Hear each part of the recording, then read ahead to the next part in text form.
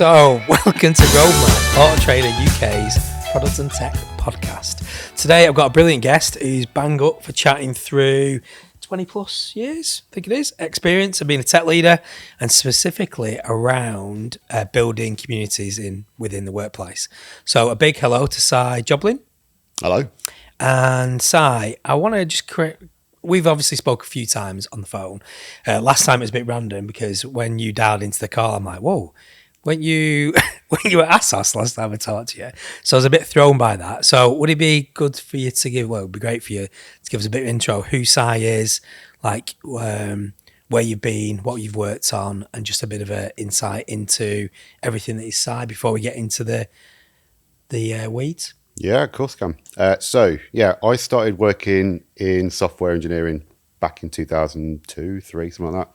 So that 20 years, that's where it comes from. Right, yeah. I'm just trying to work out, was it 1990? No, it's not. Back in the day, original. No, I mean, I got the book in the 90s. I was like, oh, what's this tech? I'd love to get playing around with it. And that's where it all started. But I got a job writing software and web apps and stuff like that. And did that for probably about 15 years. And then fast forward to now I'm managing a lot of software engineers and focus more on the people development, the delivery and the technical detail around that part of it. Been all over the shop with a bit of a coding background. Right, sounds good.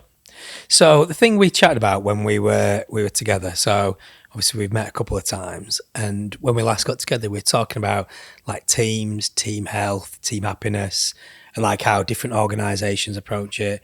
Different individuals, even different individuals within the same organisation might approach it very differently.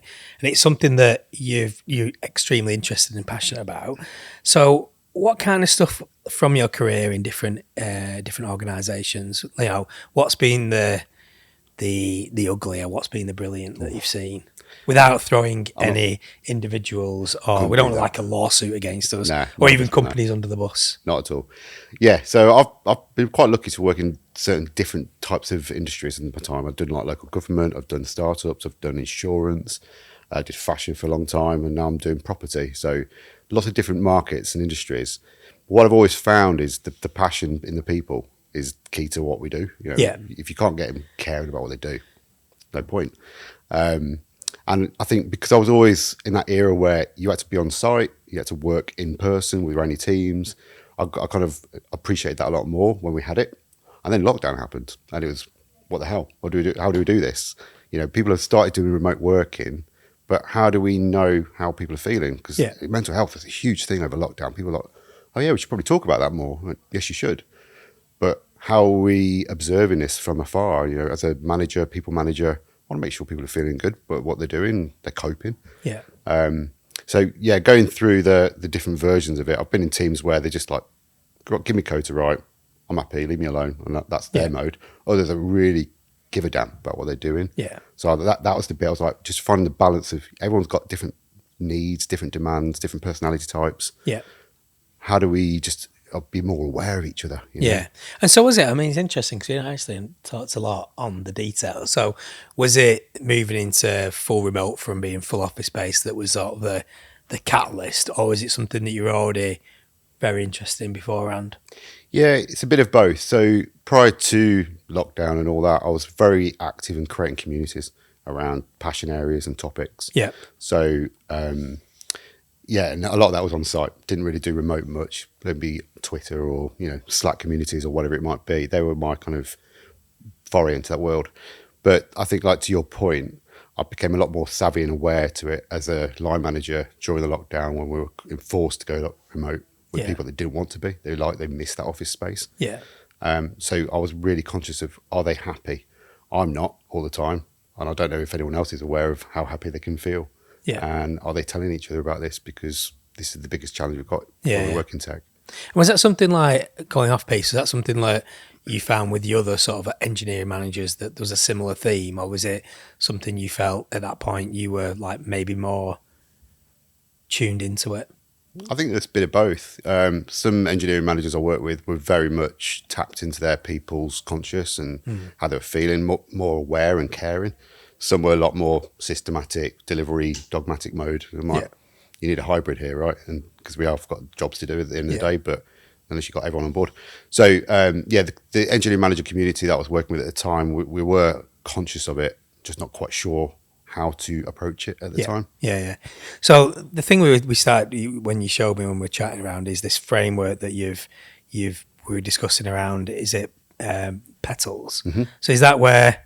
I mean, we'll go into what PETALS is, but I hadn't asked this before. So is that when PETALS was like born or conceived or whatever it was? It was around that period, actually. So originally, PETALS was a concept I came up with just for monitoring myself. Right. Every Friday evening, I'd be like, right, before I clock off, Oh, how interesting. do I feel? Yeah. Make a few notes about why, and then I can reflect on that on Monday and think, right, this is what I'm going to do about it then. Yeah. Interesting. Yeah. I mean, I do try and do a wrap up of the week. Yeah. Like, you know what I mean? Sort of like just to wrap up and prep for next week, but I've not thought it is probably as systematic as that. So just before we move on then, so what does PETALS stand for?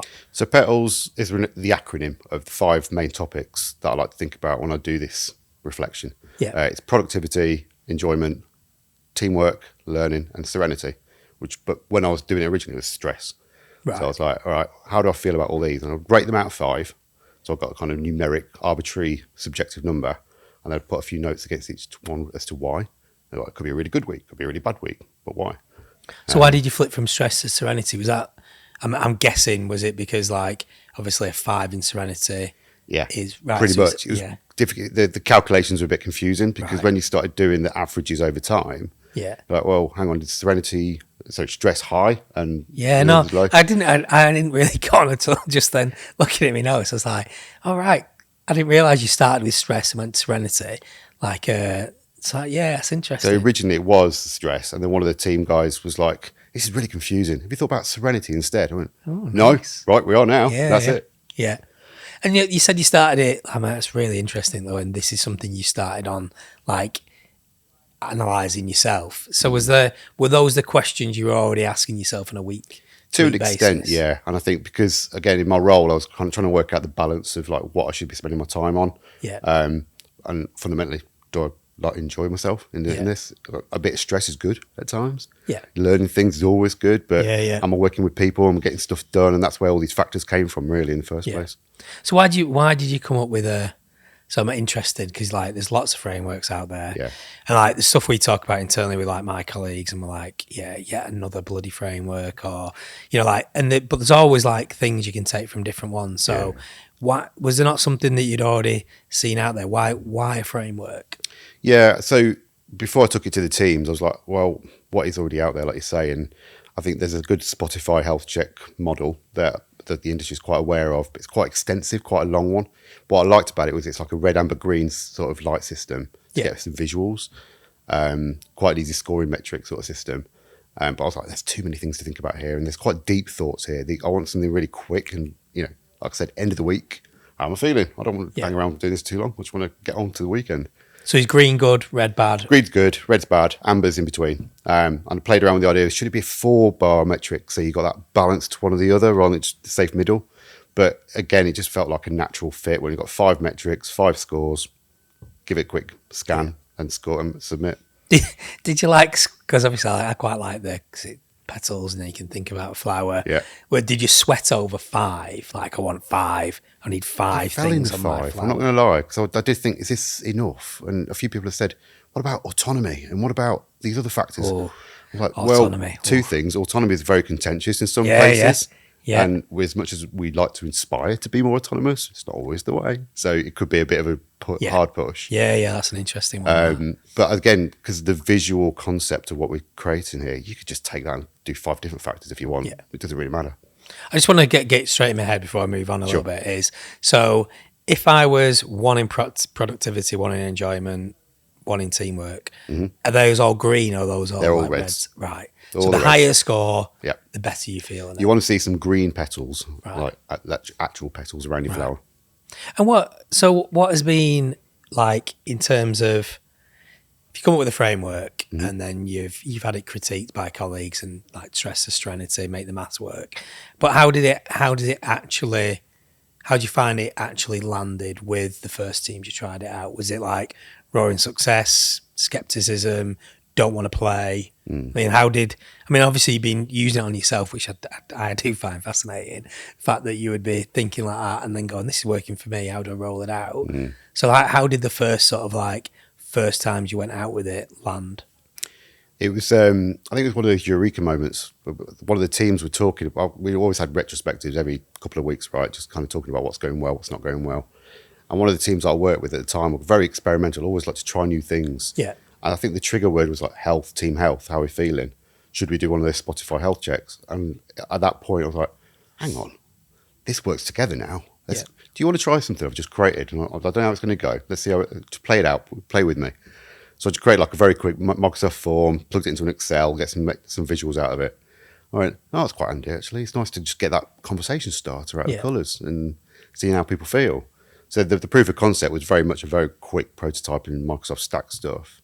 And then other teams got wind of it. Like, what's this PETALS thing you're playing with? Well, I think you have like a bit of a funky word.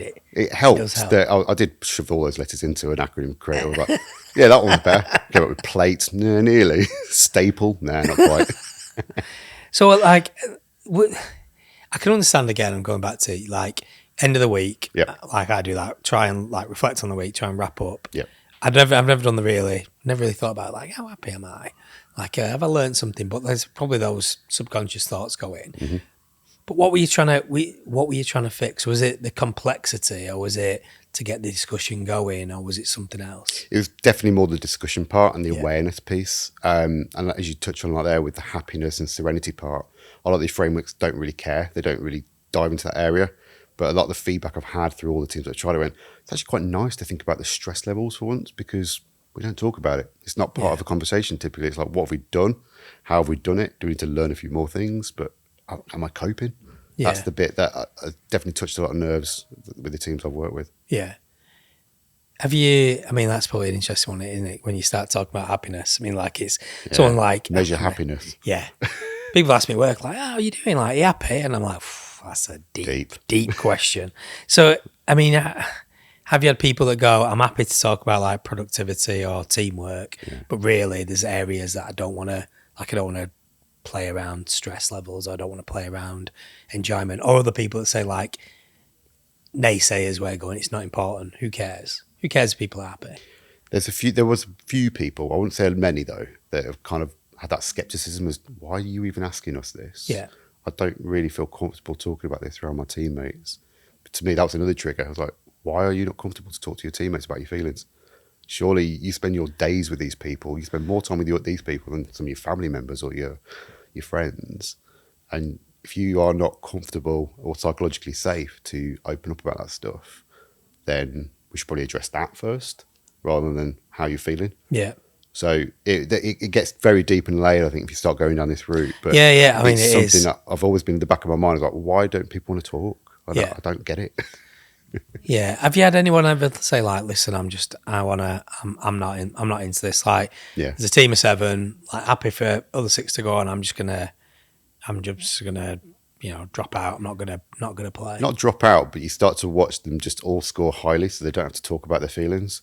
And I was like, do we need to re-baseline our scores here if you're all doing this? So is that where you can see like the bit where there's clearly a problem, but everyone's like, yeah, it's 5. Everyone's on 5. No one wants to talk. Just move on. I'm like, right. Let's just can it. Don't use it. You don't need this if you're not using it. Yeah. And that's why I call it a framework that you use and adjust how you want to work. A lot of people do attach it onto their retros like at the start just to prompt the conversations. Yeah. So is that where you're finding from where you've deployed it that it is part of the regular like retro framework, or is it something that they do separately? What kind of rhythm do you get around it once people start using it? Generally speaking, we do it every fortnightly. That's why I always encourage you doing your retrospectives generally. So use that time.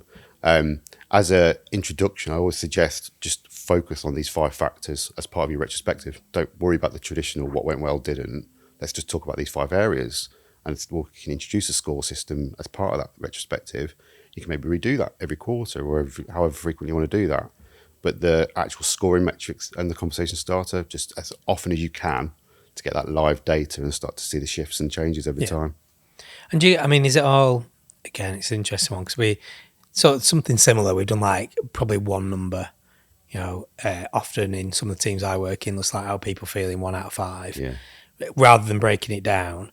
But it's obvious like that type is anonymous. Throw it because physical. Throw it in, post-it note, and in a little hat, and we'll count it. And rather than trying to, if someone's having a bad time, not trying to put them on the spot. So, how is it totally anonymous? Do you encourage anonymity, or do you encourage people to say, "Yeah, that was me. That was the one on serenity levels"?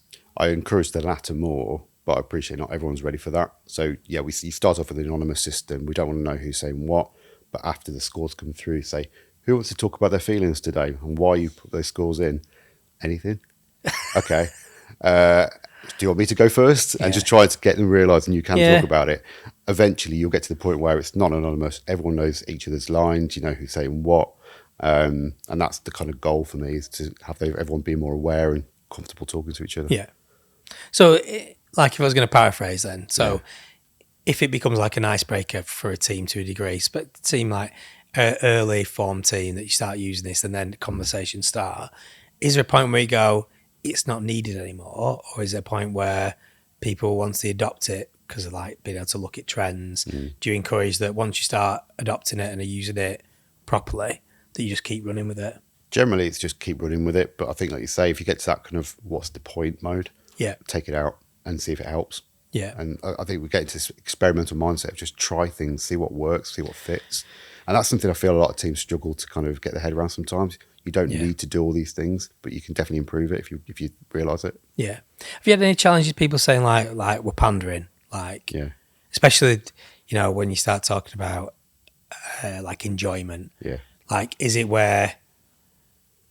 It's probably like more my question is like, is there it's probably different in different organisations, different teams, but is there a hierarchy of importance? And then do you feel like we're not necessarily pandering is the wrong word actually. Is it opening like a Pandora's box where we don't want to go, especially in the workplace? Because I think some leaders have been very nervous about diving into this sometimes. Yeah. They don't sometimes bury their heads and go, look, does it matter? As long as we're getting stuff out of them, do we care if they're happy? I love that, them. Getting stuff out of them. Exactly. And generally, I've not seen that myself, so I will caveat that. But I know it's out there in the industry at times, and you're thinking, well, it's a short-term view, isn't it? If you don't care about their wellness or their happiness, then they'll be gone because they'll talk with their feet. Ideally, as a leader, I want to encourage people to stop and enjoy what they do and feel the passion of what they're doing. Yeah. I mean, we talk a lot about... Again, I was just being flippant around the framework stuff, but it is like the bit where there is the virtuous circle. If people are enjoying it, they feel like they're growing. They enjoy the team they're working in. There is challenge, but it's not like sending them to a place which isn't good. That's all good things, because then you hopefully get happy employees, team workers, co-workers, whatever, that then are all pulling in the same direction. I know they're working together, and that's why that teamwork part is so important for me. Is I don't want people to work in isolation too much. Yeah. Yes, you will do as part of your job generally, but there are opportunities to go, we should definitely do more pairing or a bit more mobbing or some whiteboarding, just because it was great to talk about that last week when we did that big whiteboarding session in person. So like real life then, like tangible, because it's great when we talk theory, but like as in, have you actually seen a team or an individual, like something be fixed or changed based upon getting that discussion going? There's been a few nice moments recently, especially around the Serenity part, with about massive projects that we're trying to get over the line. Team are getting pushed hard to get things done on time. But because we weren't talking about the stress levels or Serenity and are we working together as a team, they've realised actually, yes, we have done that and we should do more of it. I'll share it out. I had one product manager who was like, I didn't realise you were so stressed out last sprint. Let me do that for you next sprint, because I don't want you to feel that way at all. That's definitely not what you should be doing. And similarly, like, we had a great teamwork session mobbing last week. I went, I wasn't part of that. Can I be part of that? I went, yeah, the more the merrier. Just bring it in. So you just prompt that conversation and people going, I just want to be part of what the other people are calling out as good stuff. But also, how can I help you as a fellow teammate to not be so negative?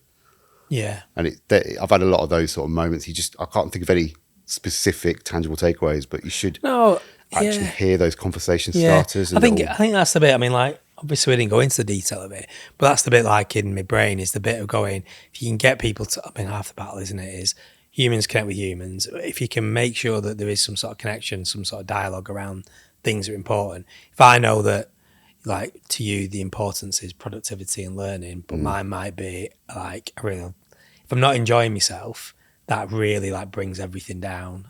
That's the way I'm made up, is knowing that you can have that dialogue around it and sort of getting the dialogue going is It's half half the battle. Yeah, and it's going back to our origins of being remote and not knowing what my teammates were doing, it encouraged it to start with.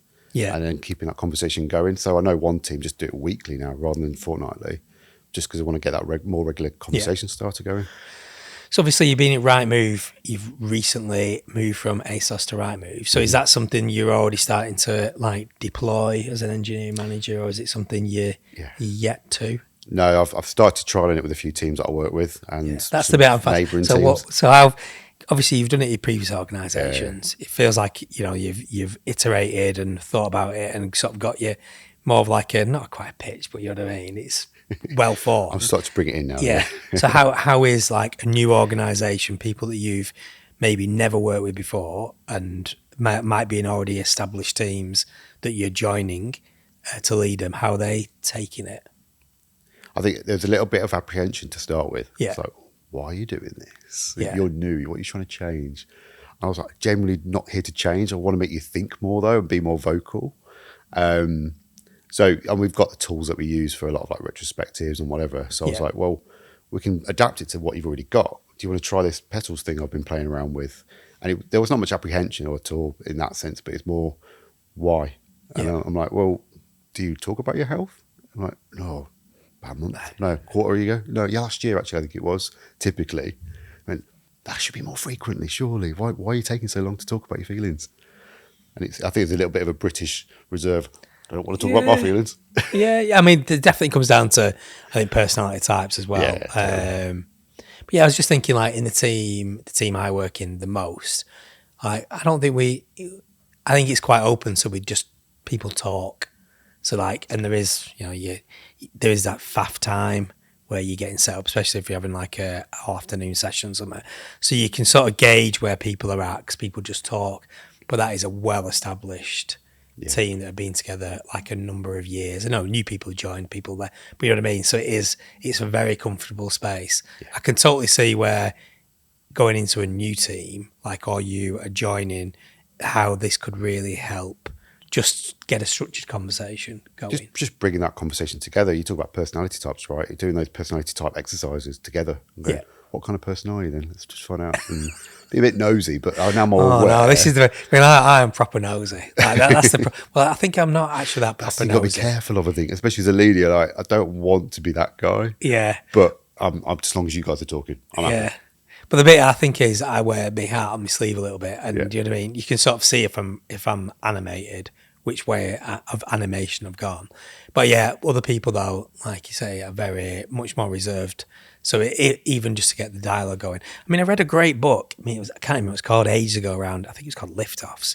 It was about when you're starting a new project, starting a new team, of like, what do you want individuals want out of this, both professionally and personally? And it probably touched on some of these ones around, like, what do you want to learn? Like, is the things what are your stress factors? Because if you know that your stress factor is you've got to drop off the kids at school and it's 8:45, so someone putting in a 9:00 meeting or 9:15 meeting like heightens the stress levels to try and then calibrate what does work for everyone. So it is probably a similar, which I loved the book, I thought it was brilliant. I think I read it just before I went to Auto Trader, like just trying to think about like how can you do things differently. Yeah.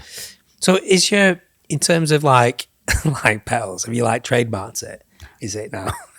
Is it something that is it done? Like, as in you're going, right, this is a framework, I'm not going to do anything with it, I'm going to maybe think about new ideas?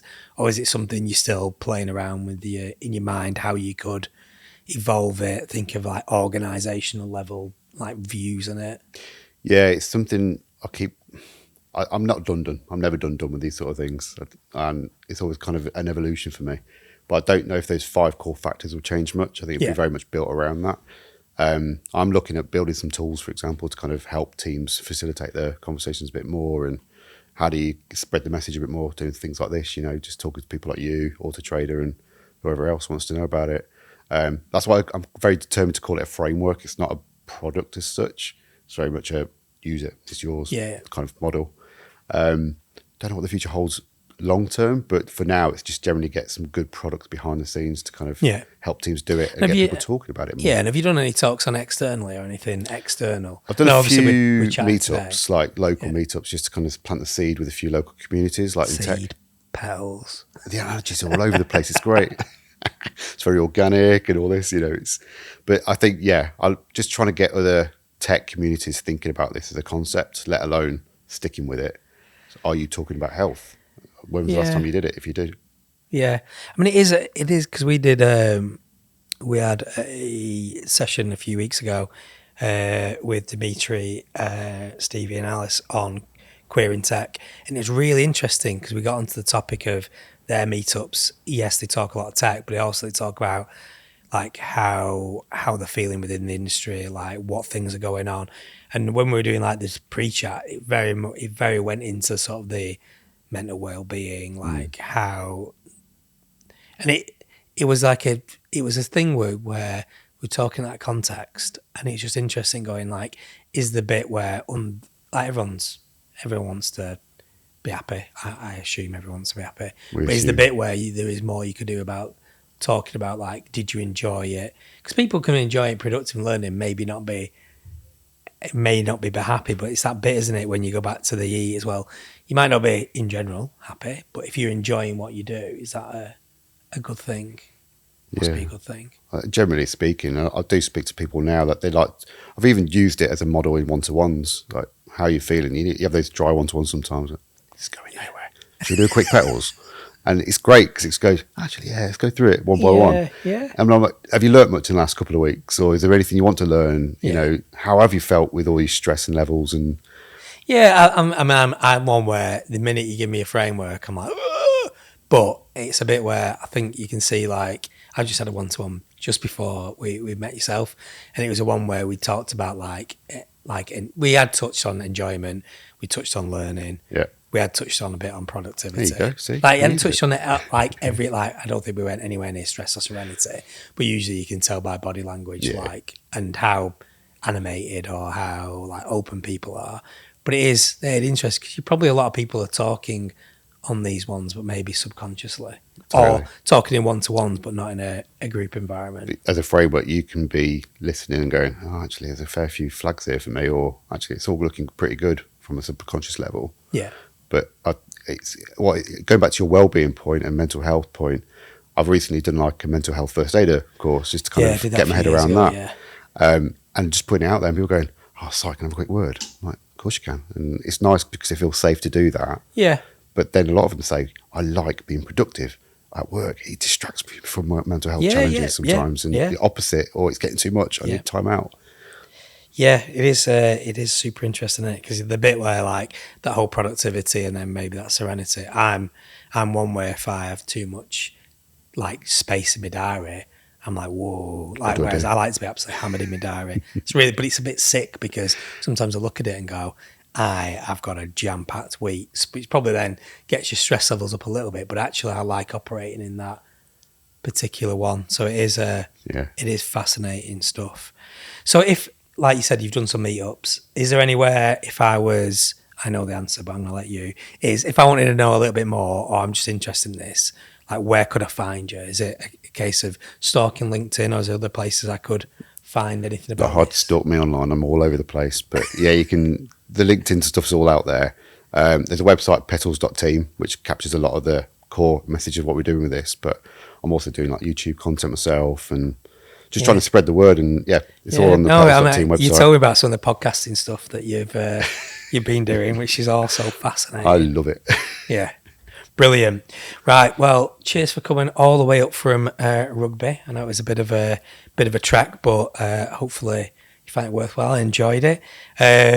So big thanks. That was super interesting. And like I said, if people want to know more, like, hook Si up, because he'll be more than happy to chat. He might even give you a call. You never know. Oh, we're back for a chat. So cheers to listeners and viewers for tuning in to yet another episode of Roadmap. And hopefully next time I won't have a dirty mark on my top. And remember to like and subscribe. Well, I've just noticed it here. It's a bit of a killer. Like and subscribe on YouTube and hit the notification button so you never miss another episode. And remember to follow us on Spotify and Apple Podcasts. I'll just put my teeth back in. Have a good one and see you soon.